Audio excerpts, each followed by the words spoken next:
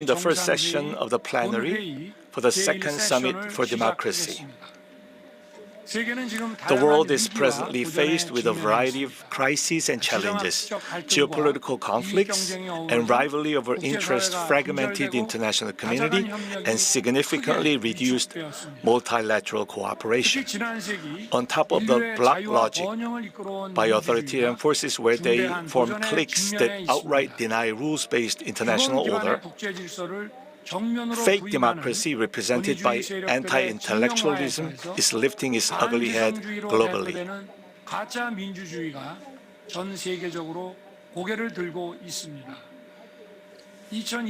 The first Summit for Democracy in 2021, with awareness of such issues, was held to jointly cope with decline of democracy. We must embark on a new journey to revive democracy that is currently under attack through our painstaking innovation and coalition.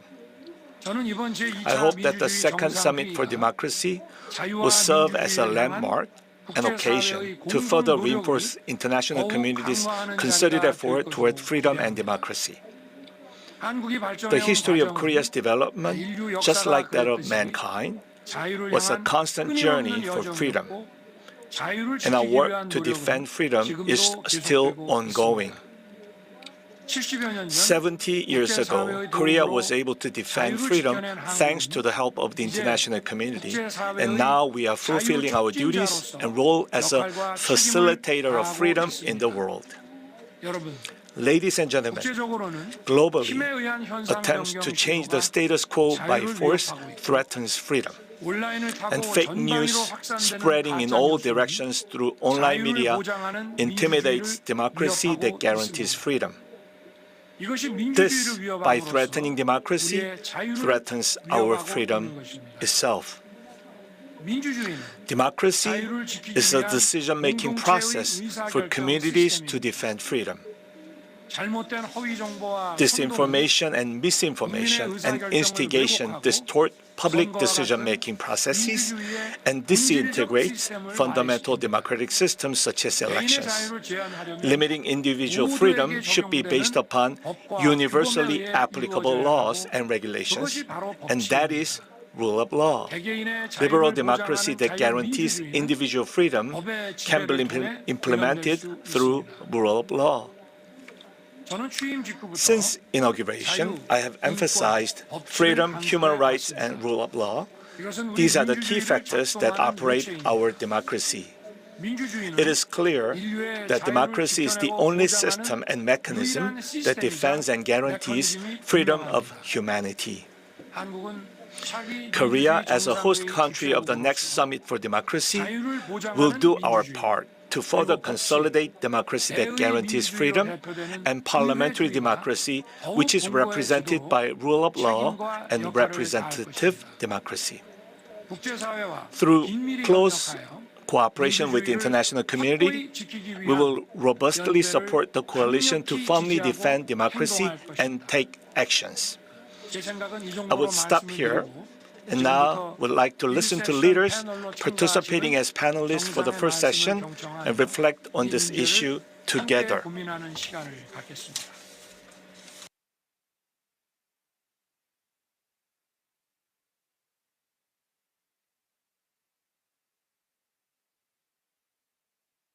And now, the Prime Minister of the Hellenic Republic of Greece. Mr. President, I strongly share your view expressed at September's UN General Assembly that genuine freedom is having the opportunity to live life to the fullest with dignity. But genuine freedom can only be delivered through genuine democracy. Adam Smith argued that laws and institutions that protect the liberty of individuals to accomplish their full potential result in greater prosperity for society at large.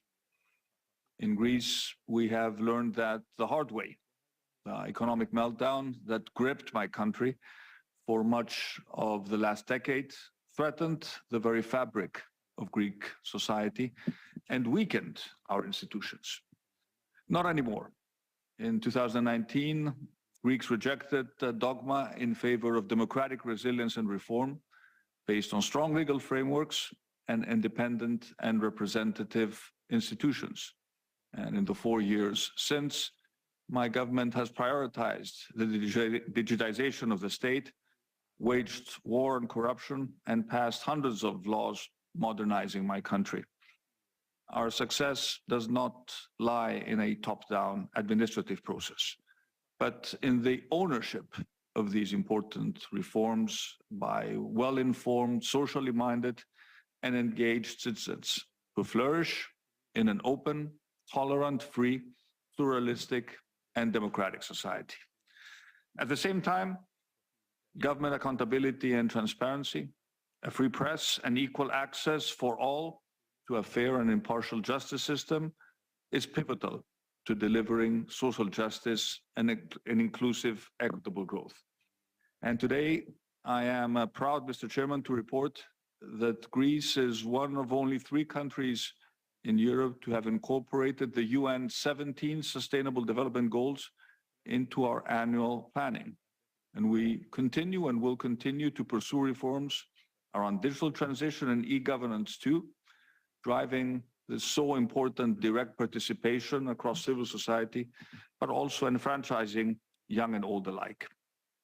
But digital isn't just a great enabler of economic growth. It is a great enabler of democratization itself. Digital innovation, tech, and now artificial intelligence are helping policymakers offer global solutions to complex geopolitical issues, from the fight against climate change to the preservation of biodiverse habitats, from green energy provision to the understanding and management of the drivers of mass migration. But closer to home, digital reform is reducing red tape and administrative costs for businesses, delivering a fairer and less cumbersome tax system, and opening up access for all to digital services. We know that in countries devoid of transparency, accountability, and representation, with poor track records on human rights and the rule of law, limited civil society participation, and few, if any, strong independent institutions, the pursuit of political agendas over economic growth and prosperity is preventing citizens from achieving their full potential. And today, the threat to our democratic way of life is perhaps more acute than at any time in the last 3 decades. That is why we must never waver in the promotion of political, civil, and economic rights by bolstering democratic institutions and the rule of law, championing accountability, challenging corruption, and fighting for inclusivity. And by promoting economic development and prosperity, we are not only strengthening the foundations of democracy as a bulwark against those who threaten us, but also as an incubator for those who wish to join us, for those who wish every citizen to live life to the fullest with dignity. Thank you very much. Next up is the Prime Minister of the Republic of India.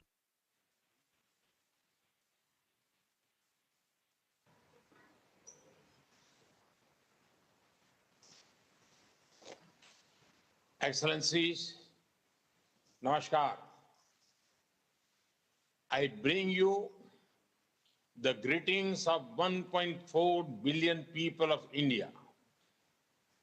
The idea of elected leaders was a common feature in ancient India long before the rest of the world. In our ancient epic, Mahabharata, the first duty of citizens is described as choosing their own leader. Our sacred Vedas speak of political power being exercised by broad-based consultative bodies. There are also many historical references to republic states in ancient India, where the rulers were not hereditary, India is indeed the mother of democracy. Excellencies, democracy is not just a structure, it is also a spirit. It is based on the belief that the needs and aspirations of every human being are equally important.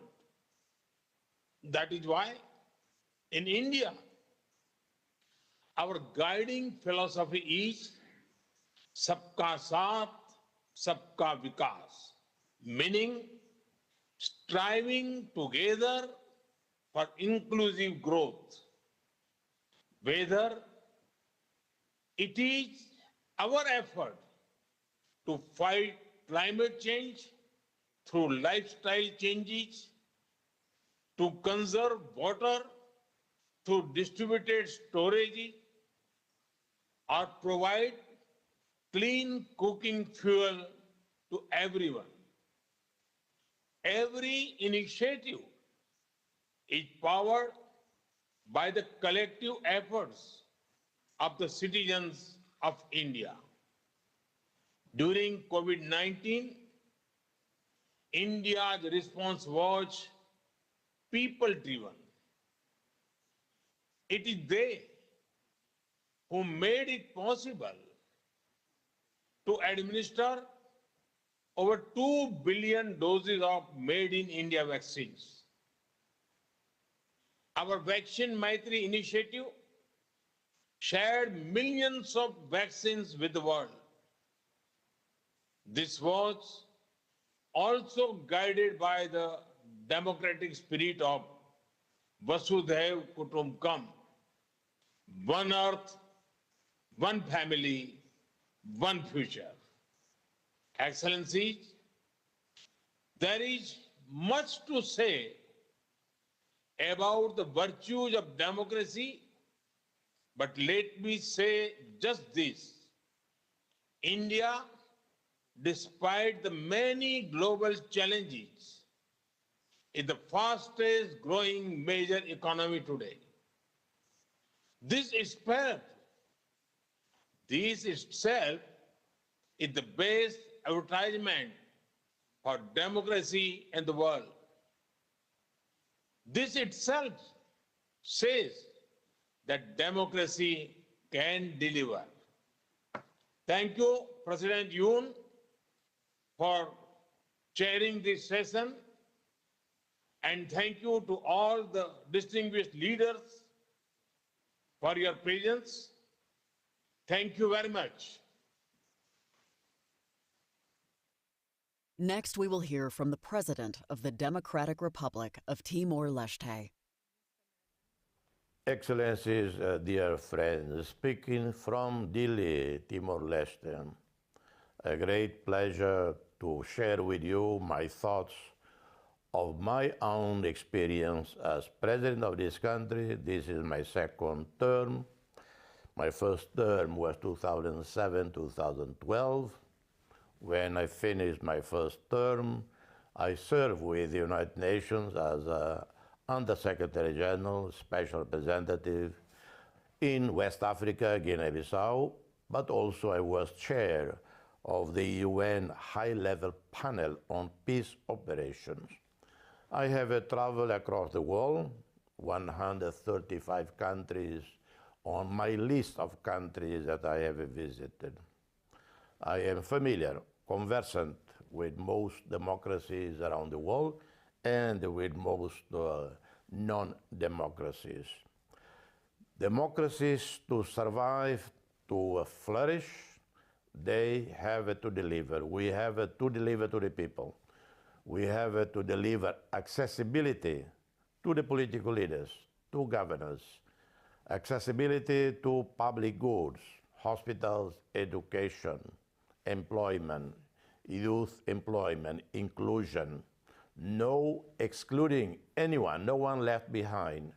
We have to show compassion and wisdom in dealing with the people of the LGBT community, the more neediest people in our societies, the blind, the physical handicapped, the people with special needs. We have to look after everyone, embracing everyone. In a multi-ethnic, multicultural society, we must embrace everyone. Timor-Leste, we have a zero political violence, we have a zero ethnic-based or religious-based violence. And we are a flourishing democracy. We have absolute freedom of press. And that's the democracy. And who can deliver that? Who can create this condition? National leaders. Leaders with integrity, with humility, with vision, who embrace everyone, who engage constantly in dialogue. Outsiders will not impose democracy. Democracy, sustainable development have to come from us, national leaders. National leaders, I do not say only the president or the government, community leaders, religious leaders, academics, intellectuals, civil society. It is only possible that democracy survives if we really do this. If our friends, United States and other industrialized countries commit more to eliminate extreme poverty in the developing countries, if we address access to clean water, if we all work together to save our environment for our own peoples in our own countries and globally. I thank you all for your kindness in inviting me to participate again in this fantastic forum. Next up is the Prime Minister of the Italian Republic.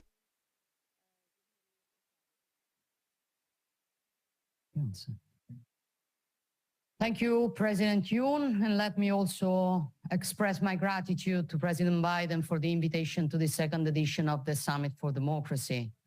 This meaningful initiative is a great opportunity for our democracies to work together to face the unprecedented challenges and new threats that the pandemic first and the Russians' brutal aggression against Ukraine afterwards have posed to our democratic institutions. We all believe in democratic values and also in the deliverables of democracy, two of which are the focus of today's session: economic growth and shared prosperity. Since ancient times, people have discussed the connection between the form of political organization they choose for their community and the impact that choice had on the economic system of that community. Democracy and economic development are interdependent. Democracy influences a nation's economic and human development, and economic development can affect democratization processes. Only a democratic system can ensure the essential conditions for triggering sustainable growth, taking action in the areas most able to produce positive effects and guarantee the best conditions for development. I'm referring to justice, equity, legality, the correct functioning of the free market, and the need to ensure that institutions are stable, fast, and efficient. Having more stable and efficient institutions means being able to enjoy greater reliability at the international level and managing to focus energies on major strategic and long-term objectives. And this is precisely the direction my government is working in. In fact, we are firmly convinced that Italy's democracy can become even stronger and more solid through a presidential reform of the state, a reform that I consider to be fundamental and that may also represent a powerful measure for economic development. A democratic system guarantees free private initiative protects jobs, allows all citizens to participate in the definition of policy guidelines and to contribute to and benefit from the nation's social and economic growth. In a democratic system, economic growth must be matched by an increase in general well-being and an appropriate distribution of the resulting benefits. Economic development and improved well-being influence the democratic process and can trigger democratization processes. The more intense the growth, the more an adequate level of social and economic development is achieved, and more likely a population will choose the path of democracy. Democracy delivers economic growth and shared prosperity, but also economic growth and shared prosperity deliver democracy. This is also why the Italian government is pursuing the Mattei Plan for Africa, a non-predatory cooperation model to create value chains close by and to help African nations to live well of the resources available to them. Italy is committed to making its contribution in terms of investments and sharing its deep expertise in the food security sector. In this regard, I am happy to announce that from July 24 to 26, we will host in Rome the Stock-Taking Moment Food System Summit. We attach great importance to this event, also considering the role that the Roman hub for United Nations will be able to play. The summit will be a starting point to define a common strategy together with the United Nations and the European Union. We need to support those nations that have not yet reached our level of economic development. Solidarity is a fundamental democratic value. Also to demonstrate that West is not against the rest. In this regard, Italy wants to do its part, and we will continue to pursue these principles during our next G7 presidency. I believe that democracies can reach better results according to our principle and respecting our values. It takes time, but it is worth. And together, I'm sure we can absolutely make it. Thank you. Now we have the President of the Republic of Kenya.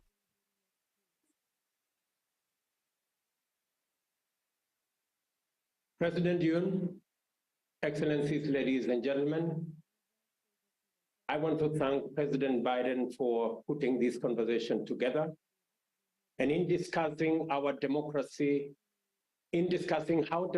delivers economic growth and shared prosperity, it has been customary to address the way in which democracy and free enterprise are firmly conjoined. And I endorse such a perspective with the additional observation that the manner in which we exploit the opportunities in the ensuing political economy matters.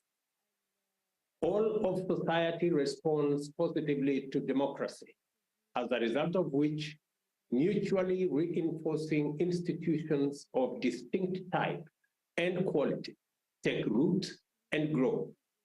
A specific set of institutions underpins stability, credibility, and legitimacy, anchoring the evolution of a proper environment for experimentation, risk-taking, innovation, and competition. I submit that these institutions are only viable under a fundamentally democratic dispensation.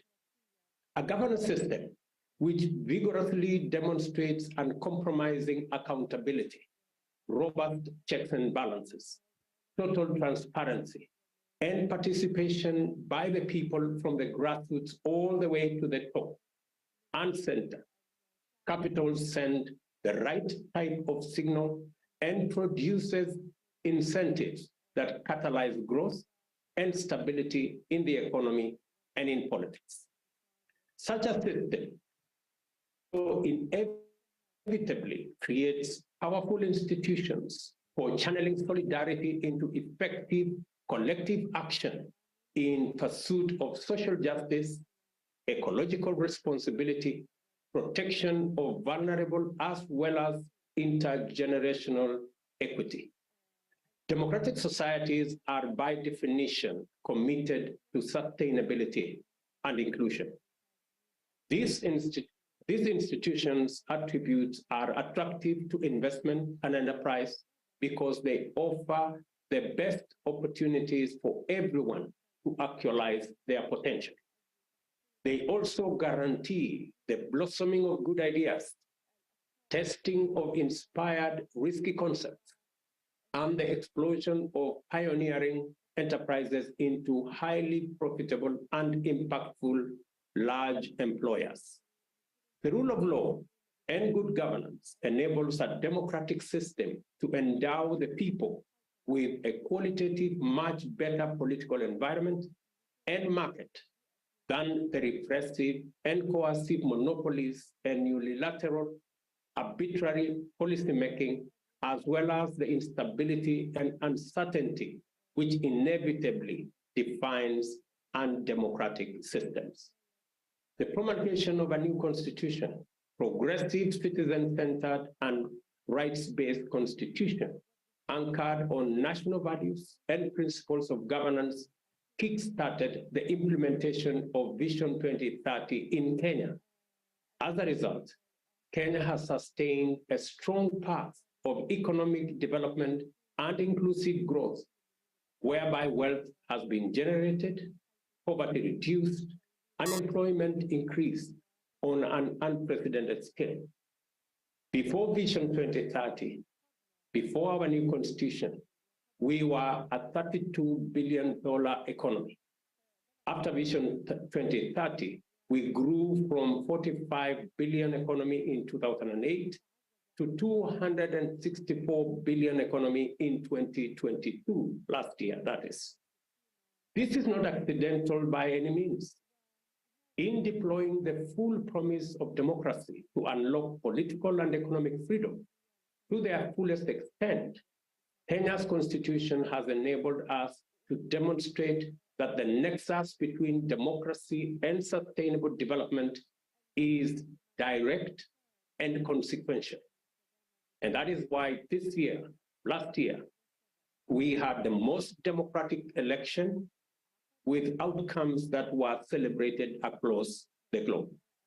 Our commitment in the democratic principles and institutions is unshakable.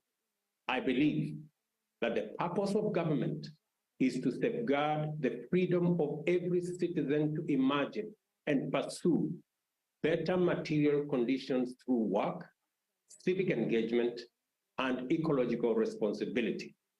This is our path to sustainable development, along which we are already making tremendous progress. And I am privileged to join you in this conversation of our time, and that democracy delivers progress and development. I thank you. Next, we will hear from the President of the Republic of Botswana. Your Excellencies and dear colleagues, all dignitaries, ladies and gentlemen, a very good morning or afternoon to you all. The theme of this plenary session suggests that without democracy established and firmly in place, it would prove difficult to talk about economic growth or shared prosperity.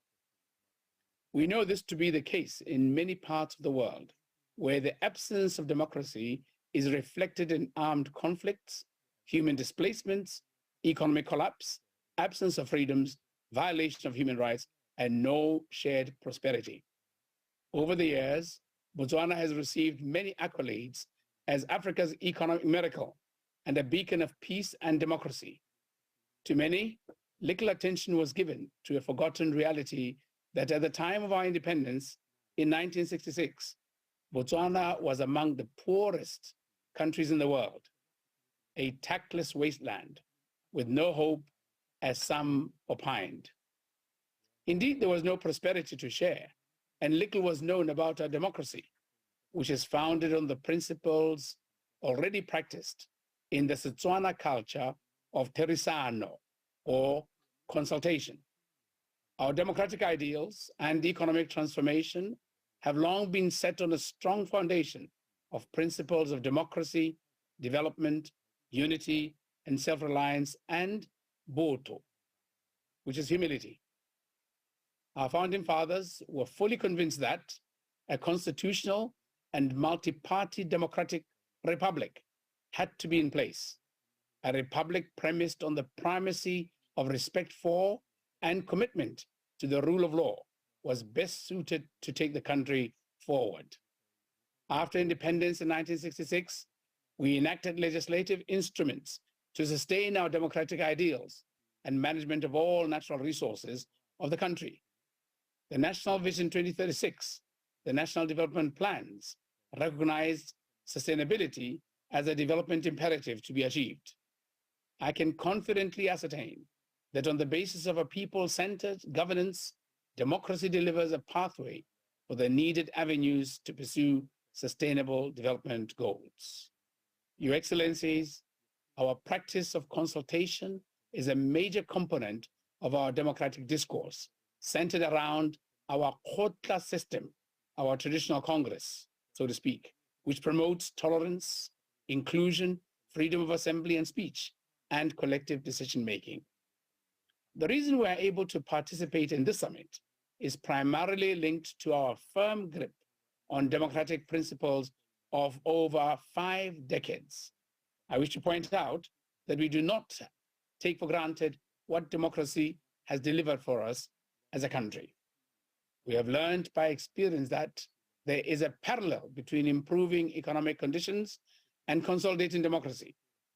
We hold a strong view and conviction that a participatory democratic system comprising strong and functional institutions, not strong men or women, will ensure that the primary shareholders, that is our people, are at the epicenter of the formation and functionality of their structures of governance and shaping their own future.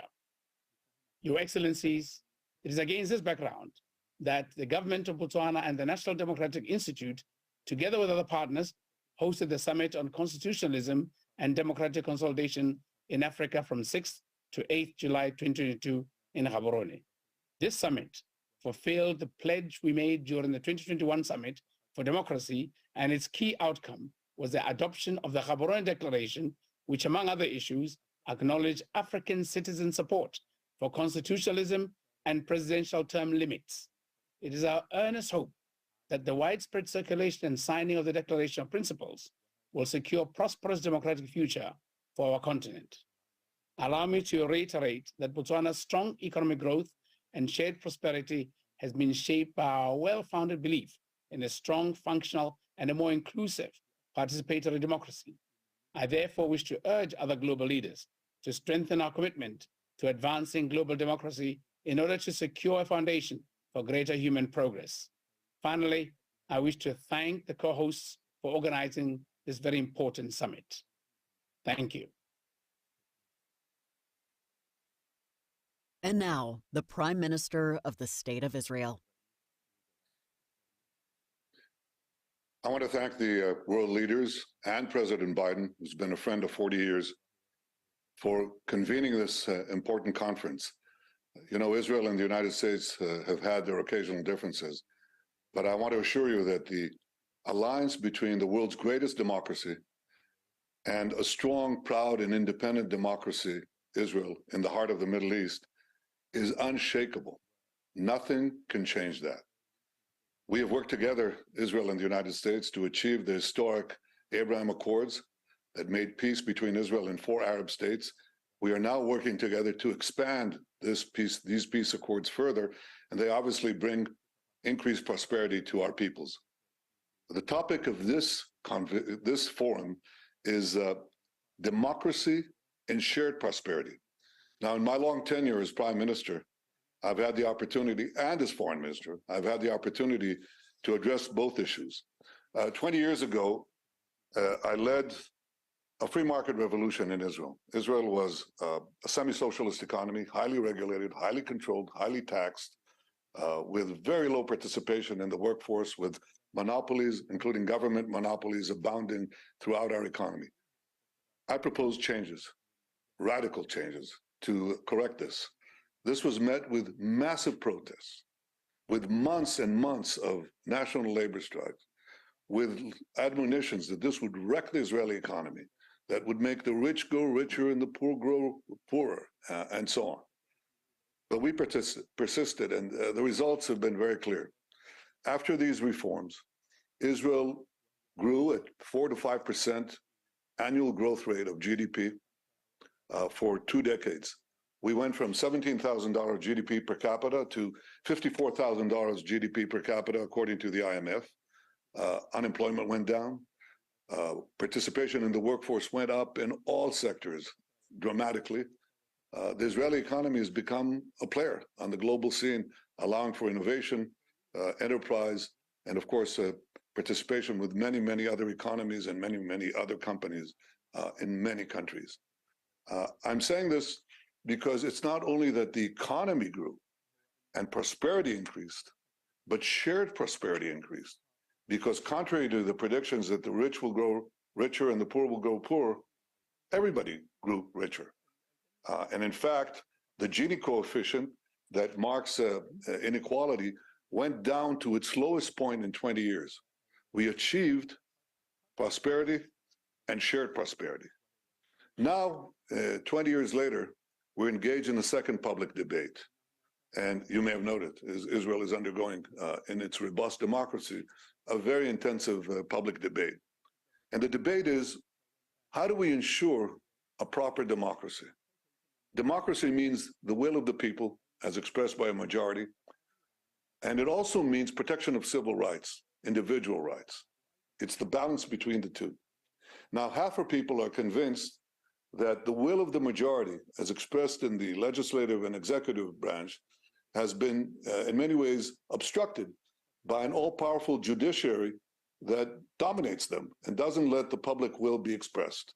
The other half of the people are concerned that maybe, even if this is true, that if any curtailment of judiciary powers is enacted, this would somehow impair and obstruct civil liberties. And I think both considerations have to be taken into account. I think both of them are valid, both of them are true, and we have to make sure that as we shift the pendulum from one side of an ever-powerful judiciary, which is different from an independent judiciary, how do we ensure that the judiciary remains independent and that we balance the need to strengthen the executive and the legislative, and at the same time, protect individual rights? I think that balance can be achieved. And that's why I've promoted a pause that now enables both the opposition and the coalition to sit down and try to achieve a broad national consensus to achieve both goals. And I believe this is possible. We're now engaged in exactly this conversation. Several governments have expressed their concern. So I want to assure you now of two things. The first is that we have, I think, in the midst of this very robust debate, I think we have a stark opportunity to strengthen democracy, to restore a proper balance between the three branches of government, because that's what protects majority rights and individual rights. And at the same time, also to enshrine civil rights with an agreed national consensus. I think this is something that that is an opportunity that Israel has waited for. These things are always dramatic.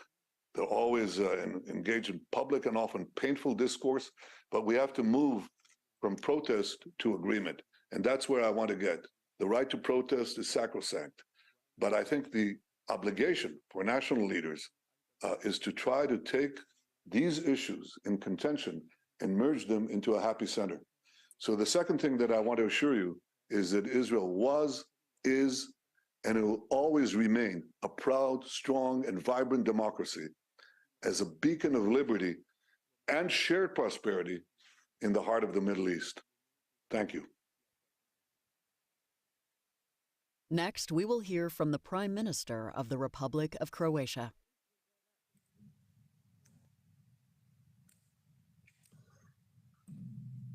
Dear President Yoon, distinguished colleagues, it is my pleasure to join you for this second Summit for Democracy. I wish to thank President Biden and other co-hosts for their efforts in organizing this summit today. As we gather today, democracy and the rules-based international order are under attack in Ukraine. We, as the Croatian government, have been standing with Ukraine and its leadership and its people throughout this last almost 14 months, because they are not only defending the values of freedom, democracy, and peace in their own country, but they are standing for the entire democratic world.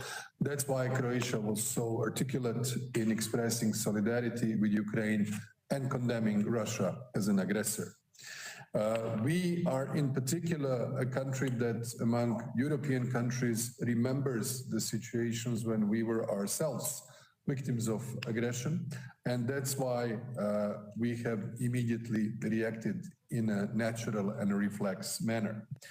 For the past more than 30 years, democracy has guided our path for strengthening of our institutions, for strengthening of our economic system, and creating the preconditions for joining the European and the transatlantic world.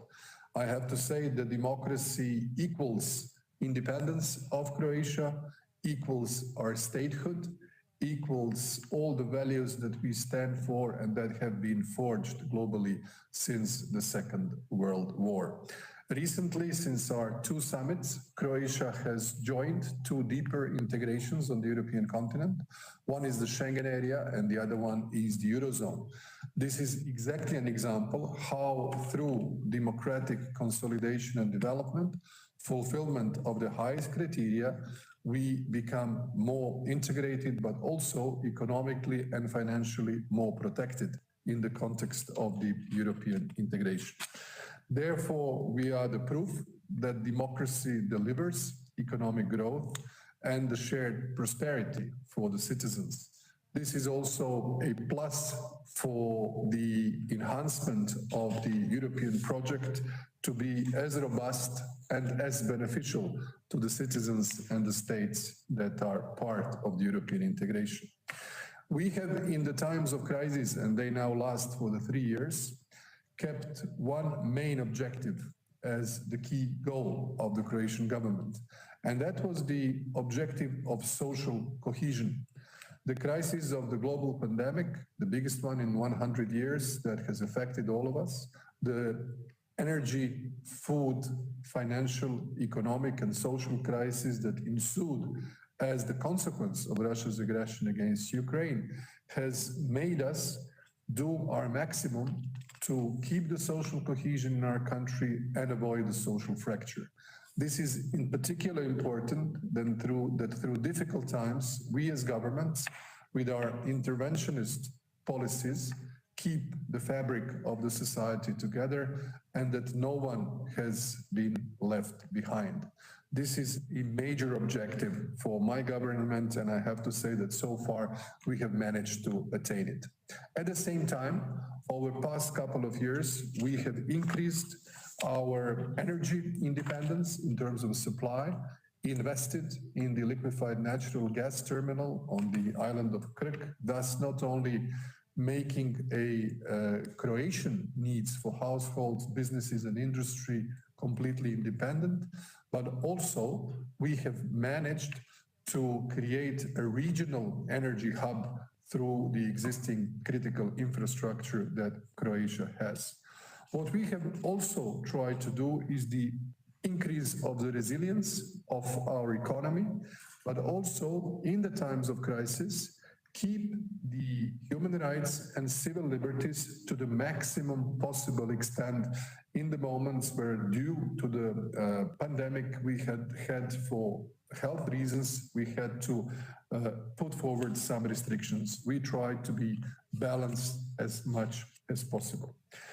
The path forward is that we as democracies stick together, that in the global context of the world that is basically divided into democratic world and democratic regimes and those who are authoritarian.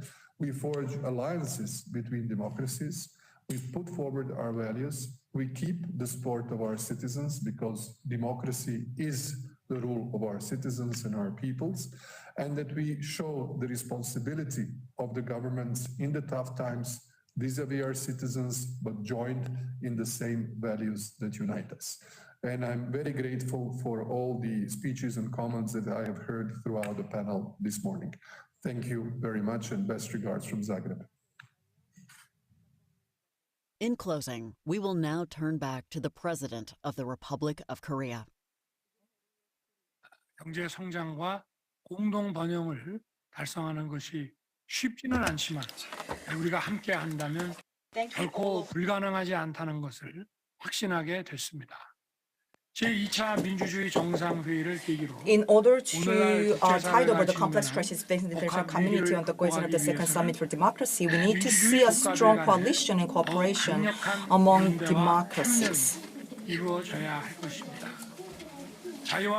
I look forward to continuous and in-depth discussion among the leaders for freedom and democracy.